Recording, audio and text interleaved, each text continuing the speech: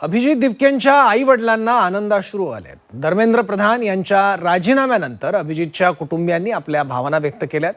आता अभिजितने लवकर घरी परतावं अशी इच्छा त्याच्या आई वडिलांनी व्यक्त केली आहे।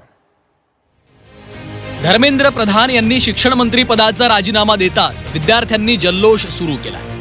या आंदोलनाचा प्रमुख चेहरा ठरलेले अभिजित दिपके यांचं खूप कौतुक होत आहे। एका मराठी माणसानं दिल्लीला हादरवलं अशा प्रतिक्रिया सोशल मीडियावर उमटल्या।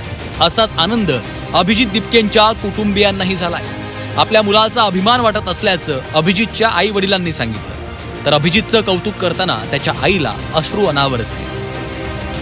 मी त्याला म्हटलं होतं जाऊ दे आता लाठीचार्ज वगैरे झाला बाळा तू वापस ये। नाही म्हणे मम्मी बघू म्हणे, मला आहे तेवढं तर प्रयत्न करू दे ना म्हणे, मी नंतर बघतोच म्हणे। म्हटलं नको बाळा जाऊ दे, तर नाही म्हणे मम्मी मला आहे ते प्रयत्न करू दे म्हणे तेवढे। पण आता कुठंतरी हे सगळं संपावं। हो आता संपव, आता त्यांनी घरी यावं आता, कारण तब्येतही बरी नाही। तब्येत बरी नाही काही नाही, आता त्यांनी घरी यायला। आनंदाचा दिवस, खूप आनंद, खूप जास्त, खूप त्याच्या जन्माच्या वेळेस आनंद झालेला ना आताच आनंद झालेला, हा खूप मोठा आनंद झाला, खूप मोठा।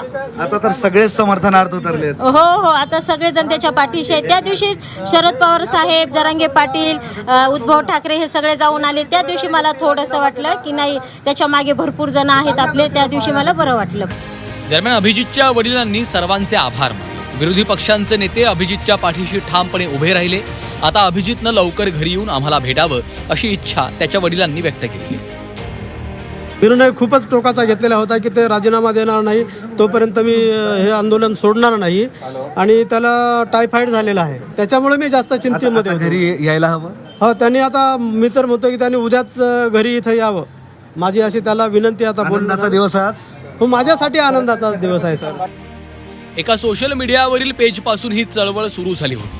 परदेशात असलेल्या अभिजित दिपकेंनी कॉक्रोच जनता पार्टी नावानं सोशल मीडियावर एक हँडल सुरू केलं। त्याला अगदी कमी कालावधीत तरुणांचा खूप मोठा प्रतिसाद मिळाला।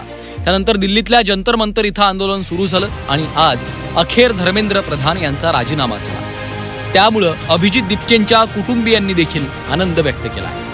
विशाल करोळे, झी 24 तास, संभाजीनगर।